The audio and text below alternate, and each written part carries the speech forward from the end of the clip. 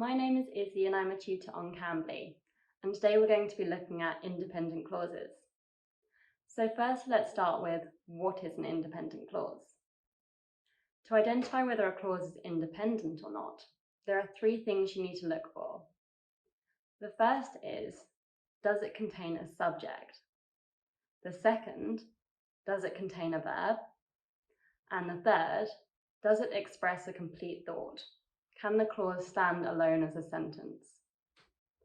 Let's look at an example to see how an independent clause is broken down into these parts. So let's take our example. She's wearing a yellow coat. So firstly, let's look for the subject. The subjects are what the sentence is about. So here, the subjects are she and yellow coat. Next, let's look for the verb. The verb describes the action of the subject.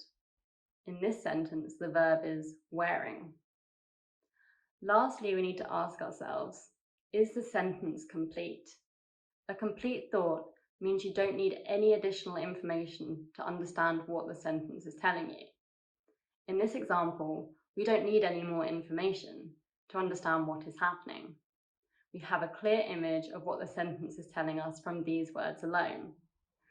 This is the easiest way to tell if something is an independent clause or not. Here are a few more examples. Cheetahs are the fastest land animals. I enjoy sitting outside and reading. She wants to travel the world and see beautiful sights. Next, let's look at the differences between independent and dependent clauses. A dependent clause is a group of words that also contains a subject and a verb, but does not express a complete thought. A dependent clause cannot be a sentence on its own. Let's look at this example. When Jim was studying in the school for his chemistry quiz, what happened when he studied? The thought is incomplete. Next, we're going to look at how to connect two independent clauses. So we can connect two independent clauses to make a longer sentence when the two are closely linked. The link is usually when the second clause explains, summarizes, or emphasizes the first clause. So for example, explaining, monkeys are agile. They have flexible limbs and a tail for balance. For summarizing, London has lots of cathedrals and landmarks. It's a beautiful city. For emphasizing, my book collection is getting too large. I'm running out of space on my shelves.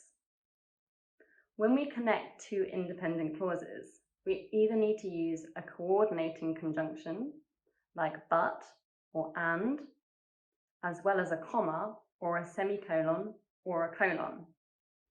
Choosing which punctuation to use will depend on what you're writing. Using a coordinating conjunction and a comma is most common for informal writing or in a stories dialogue, while using a colon or a semicolon is often considered more formal.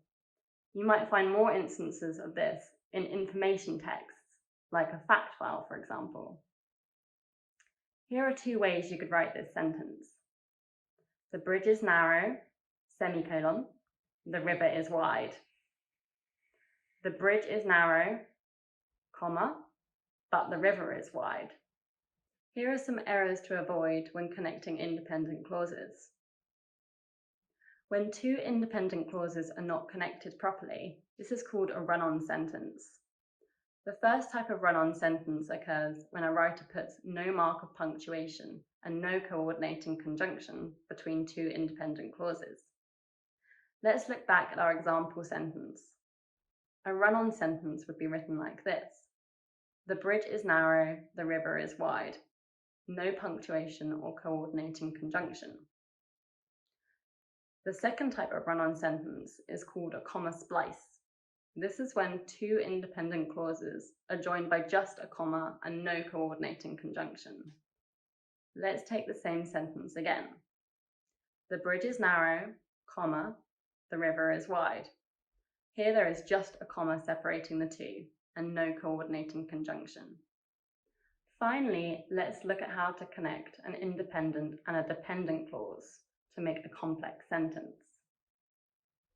It's important to remember that a dependent clause needs an independent clause in order to make sense.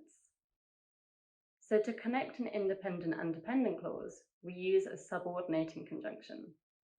Here are some examples of this.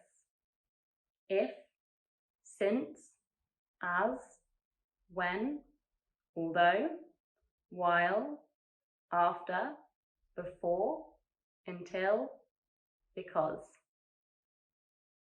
It doesn't matter whether the independent clause or the dependent clause comes first in the sentence, as long as the dependent clause has this subordinating conjunction. Let's look at an example. I enjoy going on long walks, although it can be tiring. You can also say, although it can be tiring, I enjoy going on long walks. Can you tell which clause is the dependent and which is the independent? I enjoy going on long walks is the independent clause, and although it can be tiring is the dependent clause, with although as the subordinating conjunction here. We know that although it can be tiring is the dependent clause, as it wouldn't make sense as a sentence on its own. For those of you who are unfamiliar with Cambly, Cambly gives you instant access to friendly native English speakers, right from your phone or computer. You can take English lessons anytime, anywhere. Schedule your next lesson with me using the link below. Thank you so much for watching. Bye!